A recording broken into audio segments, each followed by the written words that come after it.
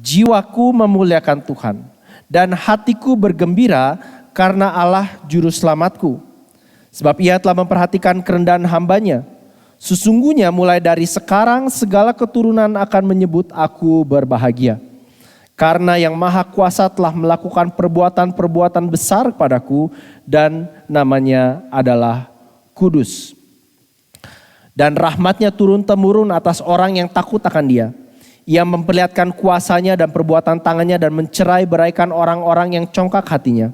Ia menurunkan orang-orang yang berkuasa dari tahtanya dan meninggikan orang-orang yang rendah. Ia melimpahkan segala yang baik pada orang yang lapar dan menyuruh orang yang kaya pergi dengan tangan hampa. Ia menolong Israel hambanya karena ia mengingat rahmatnya. Seperti yang dijanjikan kepada nenek moyang kita, kepada Abraham dan keturunannya untuk selamanya. Silakan duduk saudara sekalian. Yang berbahagia kiranya bukan saja kita yang mendengarkan firman kehidupan ini, tetapi juga yang mentaatinya serta mencamkannya dalam hidupnya. Dan kiranya Allah Roh Kudus sendiri berkenan mengukirkan firman yang hidup di dalam hati saudara dan saya pada pagi hari ini. Saudara, kalau saudara sudah cukup lama di Australia atau familiar dengan bahasa Inggris, saya yakin satu kata atau frase yang saudara kenal adalah kata awesome. Awesome, keren, memukau, luar biasa kalau bahasa Indonesianya. Kalau saya tanya pagi hari ini apa sih atau kapan sih terakhir kali saudara merasa terkesima? Merasa luar biasa.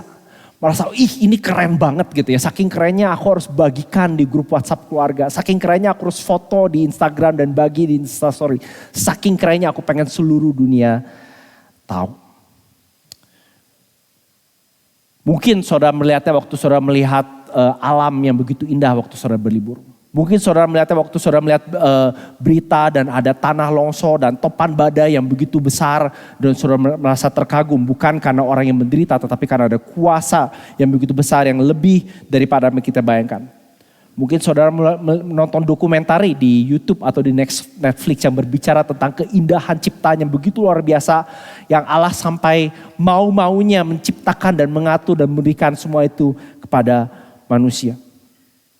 Nah saudara, sebelum kita kembali ke kata awesome, saya selama beberapa minggu ini sampai hari nanti Christmas Eve, ini adalah seri pendek yang saya dasarkan dari sejumlah lagu di Injil Lukas. Judul serinya adalah Glory to God in the Highest. Dan kita akan melihat 4 lagu atau bisa dibilang 4 puisi di dalam Injil Lukas yang dimulai dengan saya yakin lagu yang saudara kenal hari ini, yaitu lagu Pujian Maria. Itu yang kita akan lihat hari ini. Lalu 2 minggu dari sekarang kita akan melihat lagu pujian Zakaria pada hari kelahiran Yohanes Pembaptis. Dan kita juga nanti akan melihat lagu pujian Simeon waktu Yesus dibawa pada hari ke-8 untuk disunat di Bait Allah.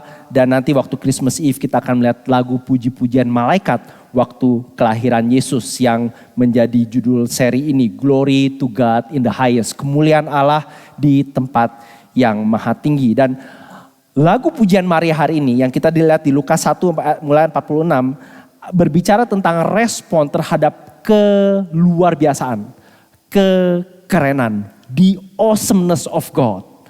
Dan saya percaya sebagai orang Kristen kita seharusnya dari tahun ke tahun, dari waktu ke waktu, rasa awesome, rasa luar biasanya Tuhan itu seharusnya bertumbuh semakin dalam, semakin tinggi, semakin luas, semakin lebar, bukan? Dan hari ini untuk menjawab pertanyaan itu, saya akan menanyakan 2 pertanyaan lagi. Bagaimana sih kita bisa bertumbuh dalam rasa awesome kita akan Tuhan? Ada 2 pertanyaan yang, maaf ini slide-nya gak jalan. Oh sorry, ini on ya. Thank you. Ya, 2 pertanyaan ya. What do you fill your mind with? And what do you consider to be your greatest blessing? Jadi apa yang mengisi pikiran saudara? Dan apa yang saudara perhitungkan atau pertimbangkan sebagai berkat terbesarmu? Dan kalau kita bisa menjawab 2 pertanyaan ini, maka kita dalam hidup kita sebagai orang Kristen, sebagai pengikut Yesus, sebagai anak-anak Tuhan, kita akan terus bertumbuh dan mengagumi dan mengenali how awesome God is. Jadi yang pertama, mari kita melihat Apa yang mengisi pikiran kita? What do you fill your mind with? Saudara, ada yang mengatakan bahwa yang penting bukan saja apa yang kita lihat di depan mata kita, tetapi kacamata apa yang kita pakai ini bukan kacamata harfiah seperti saya pakai kacamata gitu ya, tapi cara kita memandang. Karena setiap dari kita tanpa terkecuali kita punya cara kita memandang dan melihat dunia ini. Dan Ken Hughes mengomentari bagian ini mengatakan ini. The fuller our knowledge of God's greatness, the greater our ability to magnify Him. Ya, semakin penuh pengenalan dan pengetahuan kita akan kebesaran, keluar biasaan Tuhan, maka semakin besar pula kemampuan kita untuk membesarkan Dia. Jadi kemampuan kita saudara-saudara untuk membesarkan, memuliakan Tuhan. Seperti yang Maria katakan di sini, jiwaku memuliakan Tuhan. Saudara mungkin familiar dalam bahasa Latin ini sering disebut dengan the Magnificat. Karena itu di dalam Alkitab Latin itu adalah kalimat pertama, Magnificat yang Maria katakan. Waktu Maria mengatakan ini, dia mengatakannya dengan kepenuhan, dengan pengenalan akan kebesaran Tuhan. Nah saudara, sedikit konteks, kita sering mungkin saudara ingat bahwa Maria menyanyikan lagu ini sebetulnya sebagai respon dari satu lagu yang lain. Konteksnya mungkin saudara tahu cerita Maria, waktu saudara lihat cerita di sini, saudara kalau punya waktu tinggal lihat satu halaman di belakang atau scroll ke atas, ada peristiwa di mana malaikat datang kepada Maria dan mengatakan bahwa bayi yang dikandungnya itu adalah kudus dan akan menjadi pembebas, penebus yang mereka harapkan. Dan Maria tentu saja kaget bukan kepalang karena zaman itu seorang wanita remaja hamil tanpa penjelasan itu adalah skandal, adalah aib yang sangat besar. Dan di tengah keresahannya dia pergi ke rumah saudaranya Elizabeth yang juga mengalami mujizat yang serupa, tapi beda lagi. Kalau Elizabeth seperti saudara tahu sudah lanjut umur, sudah sangat berusia lanjut, tetapi di usia yang lanjutnya Allah memberikan seorang bayi di kandungannya. Oke, dan waktu Elizabeth bertemu dengan Maria, saya yakin saudara familiar dengan kisah ini. Di pasal ayat-ayat di atasnya, Elizabeth menyambut dan langsung berkata, diberkatilah engkau Maria di antara semua perempuan dan diberkatilah buah rahimmu. Siapakah aku ini sampai ibu Tuhanku datang mengunjungi aku. Jadi Elizabeth sendiri tahu bayi yang dikandung di dalam dirinya walaupun spesial karena dia kandung di usia lanjutnya itu tidak bisa mengalahkan keluar biasaan, awesomeness, spesialnya bayi yang dikandung oleh Maria. Dia sebut bayi ini sebagai the mother of my Lord. Ibu Tuhanku mengunjungi aku sebab sesungguhnya ketika salammu sampai pada telingaku, anak yang di dalam rahimku melonjak kegirangan dan berbahagialah ia yang telah percaya sebab apa yang dikatakan kepadanya dari Tuhan akan terlaksana. Jadi lagu pujian Maria, Magnificat ini selain gubahan Maria, selain merupakan perenungan dan refleksi Maria akan pekerjaan-pekerjaan Tuhan, juga adalah respon dari lagu pujiannya Elizabeth. Dan respon ini juga memanggil kita hari ini berespon. Bagaimana kita berespon bukan saja tentang kelahiran Kristus, tetapi terhadap pribadi Kristus, terhadap siapa Yesus itu.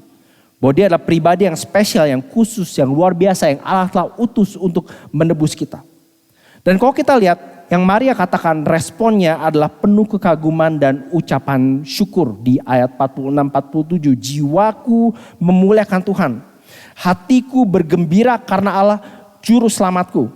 Dengan kata lain seluruh diriku, all that I am. Kita ada lagu pujian gitu ya. All that I am, all that I have. Memuliakan Engkau Tuhan. Dengan kata lain Maria mengatakan, Tuhan aku sudah mendengar, aku sudah membaca, aku sudah mendengar pengajaran tentang Engkau.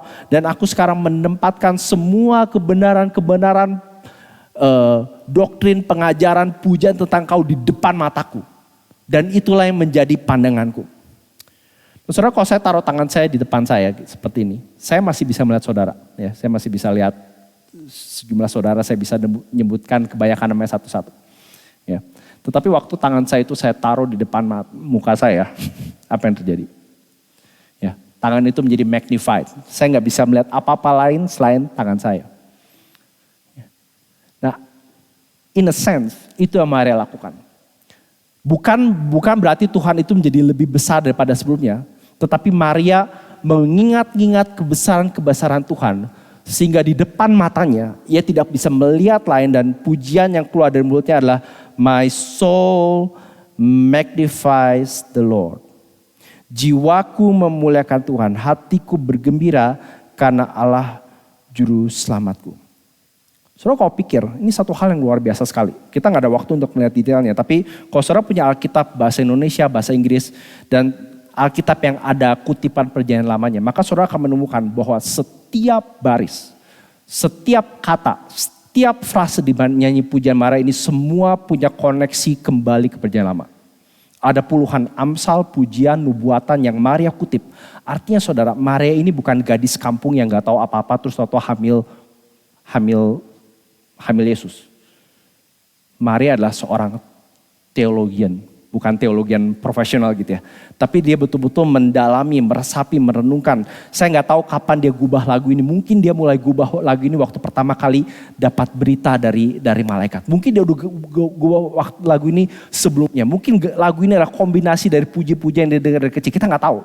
Tapi yang pasti lagu ini udah pasti gak muncul mendadak. Pasti dia sudah renungkan, dia resapi, dia kunyah, dia olah di pikirannya. Mungkin dalam perjalanan dari kotanya sampai Elizabeth yang perlu waktu cukup lama berhari-hari. Dia memikirkan terus. Dan instead of mikir, kok gini, gua gimana ya, nanti Yusuf gimana. Dia memikirkan masalahnya, dia memikirkan tentang Tuhannya. Instead of seperti ini, dia menjadikan Tuhan itu besar di matanya. Jiwaku membesarkan Tuhan. Dalam hal ini saja saudara kita diingatkan bahwa Tuhan yang bekerja, Tuhan yang menyatakan dirinya dalam Alkitab bukanlah semacam impersonal force.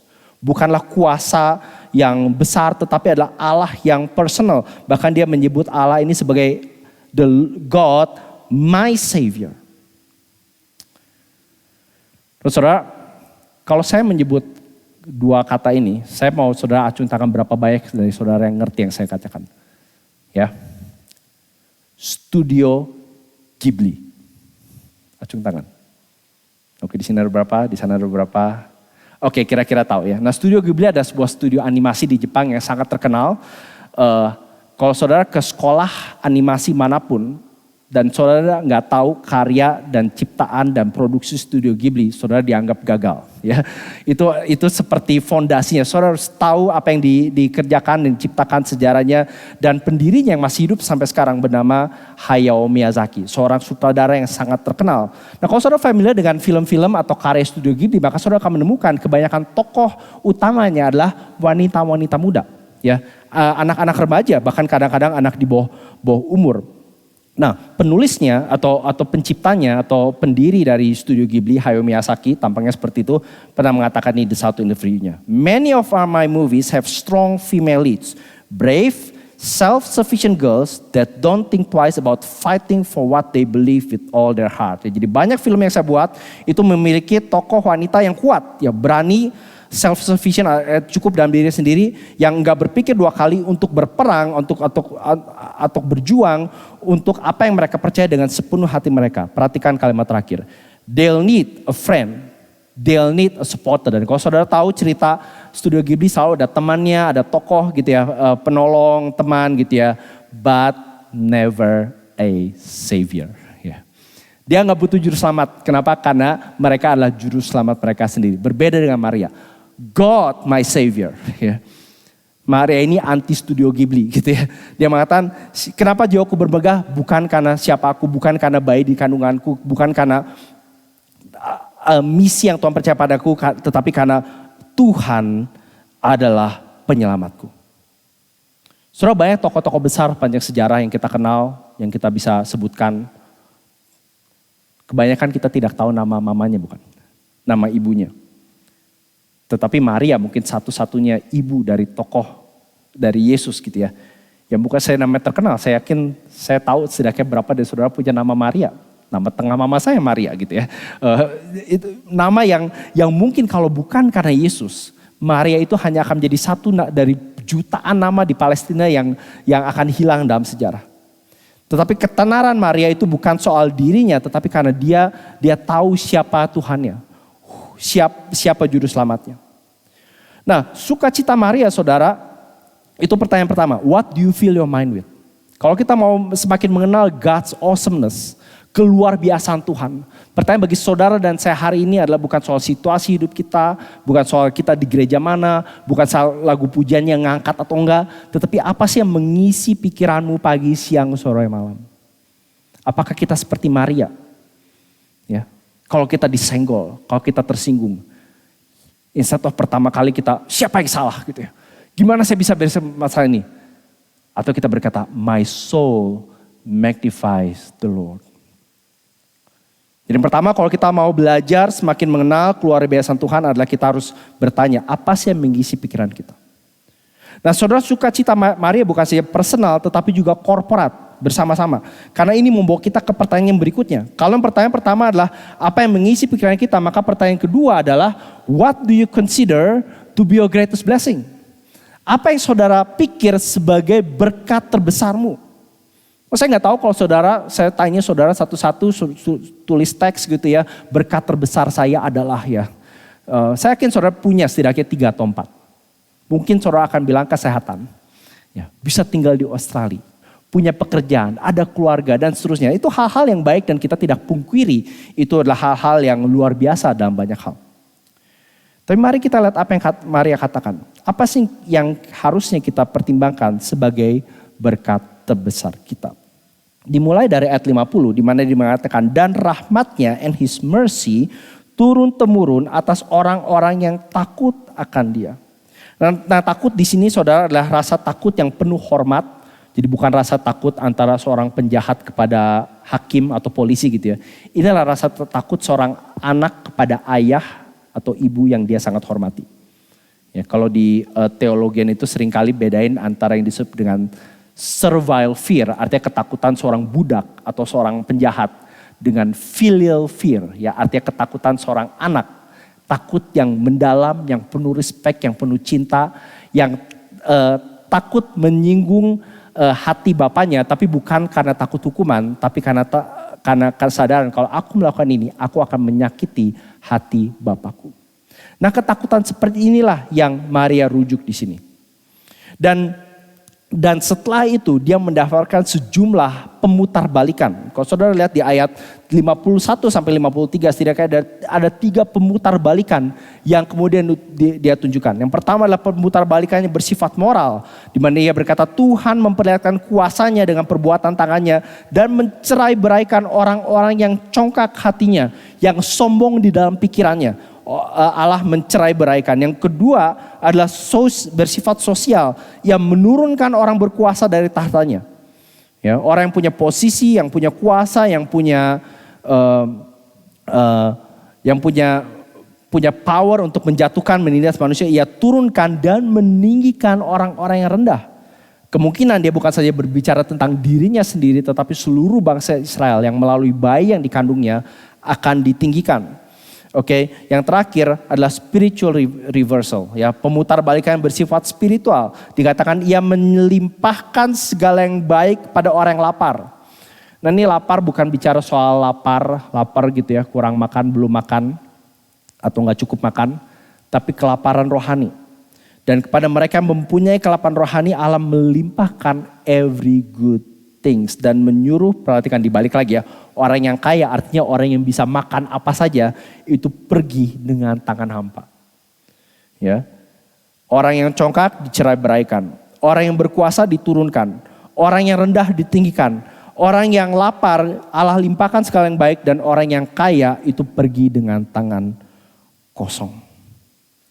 Dan kalau saudara perhatikan itulah yang terjadi dalam pelayanan Yesus melalui salibnya. Melalui pekerjaannya, melalui kebangkitannya. Ia memutarbalikan apa yang dunia ini anggap bagus, kaya, hebat, dan berjasa, bukan?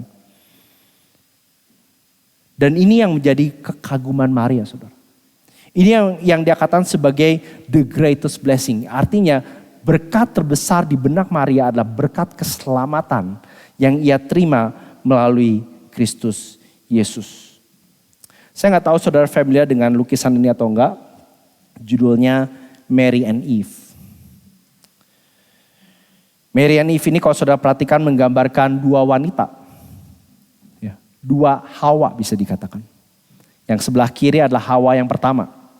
Ya, digambarkan di situ dia memegang buah dari pengetahuan baik dan jahat yang menjerumuskan semua manusia termasuk saudara dan saya ke dalam dosa. Oke. Tetapi tangannya yang satu lagi memegang buah yang satu lagi. Buah kandungan yang menebus, yang memerdekakan. Ya, buah kandungan Maria yang memerdekakan manusia dari kutukan dosa. Kalau saudara di kakinya, Hawa yang pertama itu sama seperti kita semua. Terlibat, terikat oleh kuasa dosa dengan si ular digambarkan ekornya itu membelit kakinya. Sementara Hawa yang kedua yaitu Maria menginjak kakinya, mengalahkannya. Nah tentu saja ini dikalahkan melalui Kristus bukan melalui Maria gitu ya. Nah, kalau saudara lihat sedikit lebih dekat gambar ini. Saudara perhatikan bagaimana si pelukis itu menggambarkan mata Hawa. Digambarkan dia tertunduk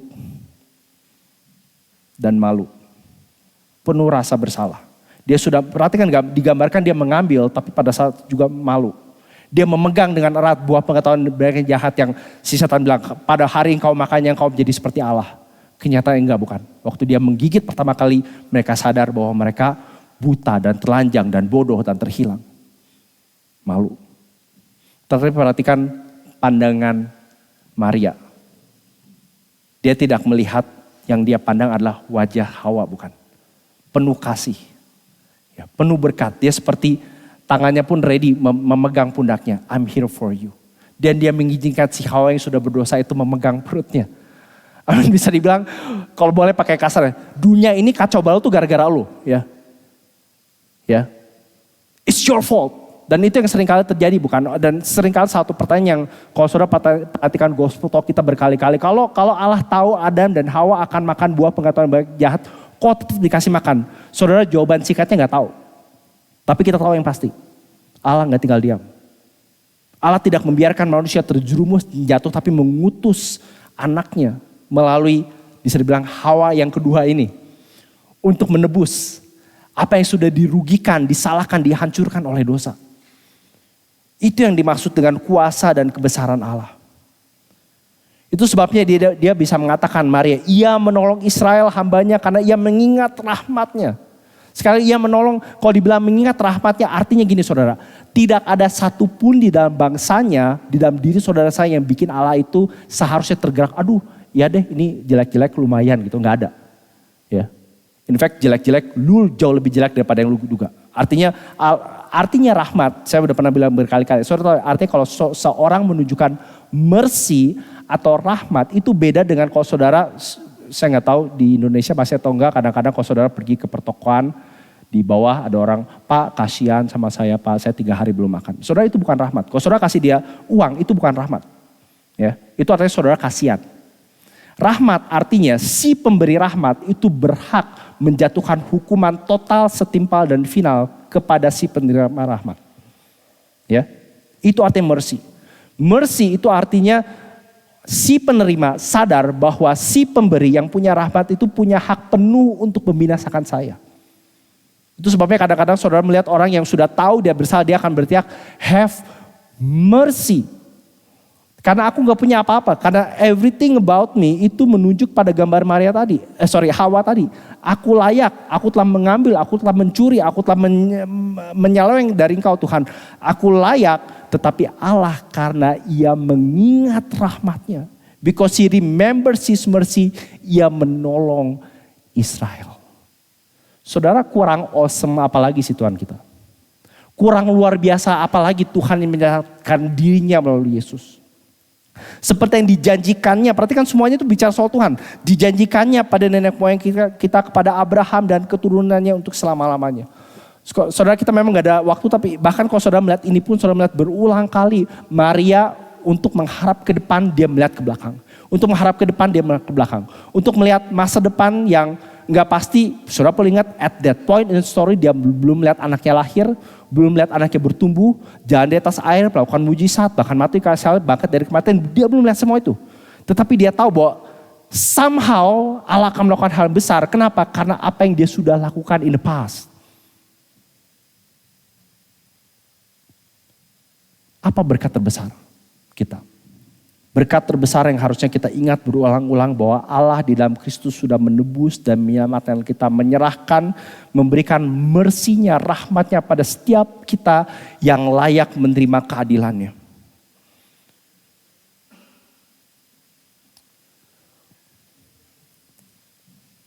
Saudara, saya akan tutup dengan sebuah cerita, dan di dalam cerita ini saya mau saudara sedikit berpartisipasi. Saudara nggak perlu berdiri, nggak perlu dansa, nggak perlu ngapa-ngapain. Ini partisipasi yang paling simple yang pernah saya minta. Kisah tentang seorang tua yang bertemu dengan seorang pemuda.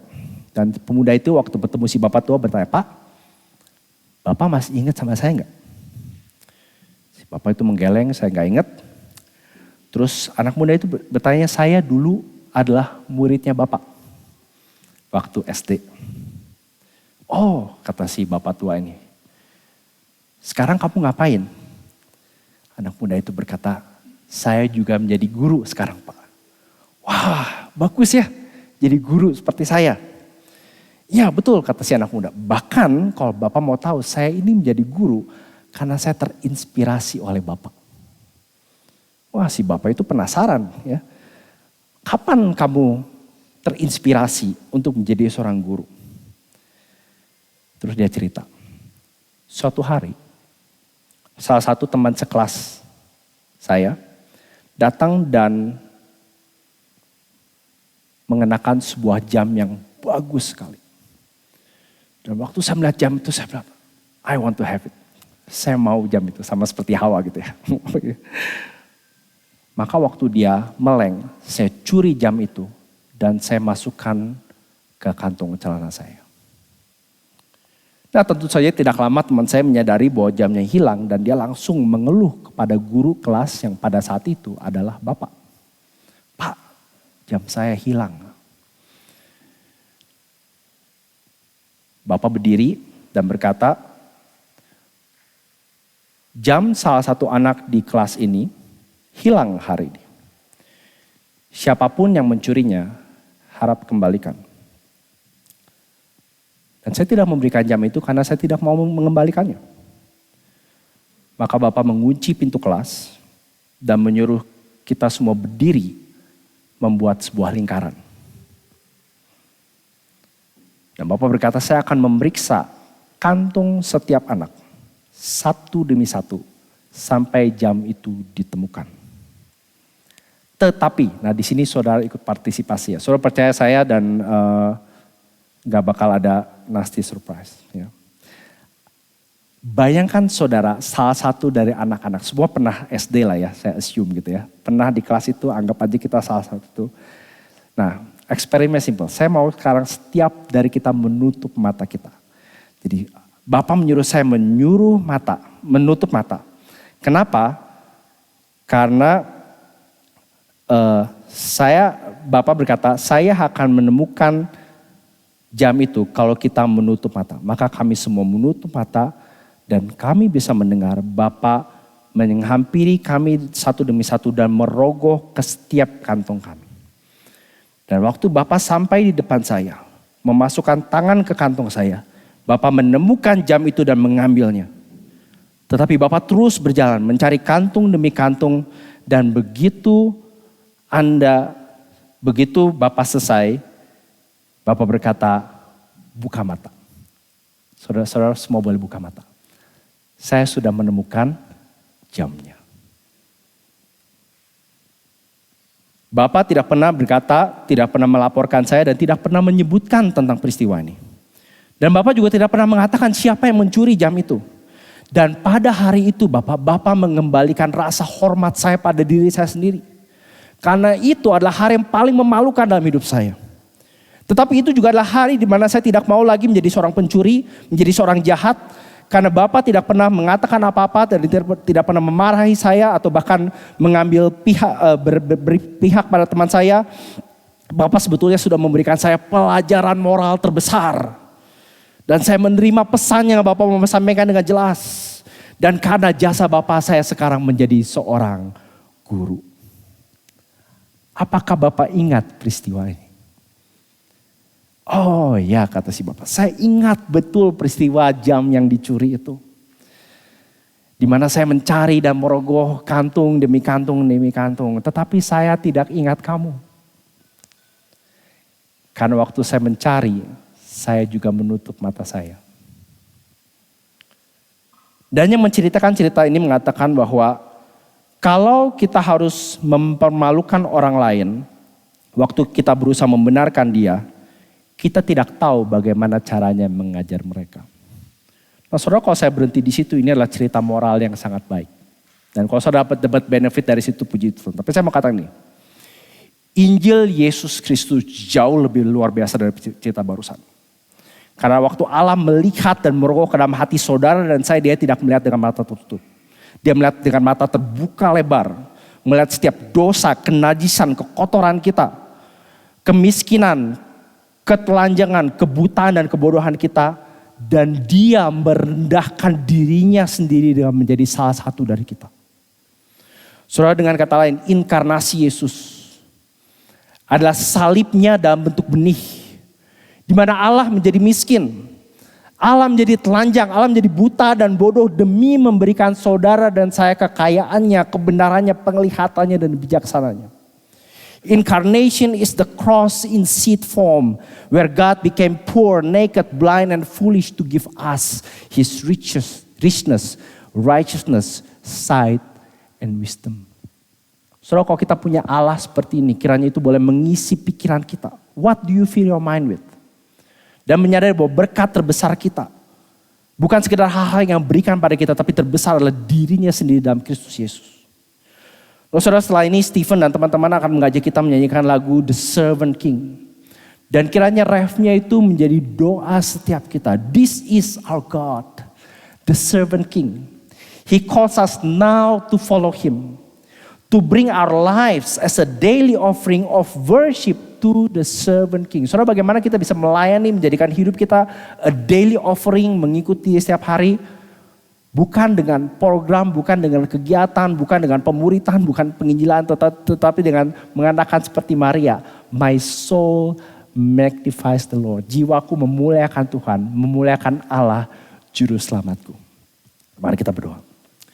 Ya Tuhan, kami sungguh bersyukur untuk anugerah dan keselamatan-Mu yang begitu besar. Setiap dari kami, bukan saja tidak layak menerima keselamatan-Mu, tapi kami layak menerima kehancuran dan pembinasaan dan hukuman-Mu yang berat dan kekal dan tidak mungkin dan tidak akan sanggup kami tanggung. Tetapi waktu Engkau mengutus anak-Mu, Yesus Kristus, menggantikan kami. Melalui kelahiran, hidup, kematian dan kebangkitannya.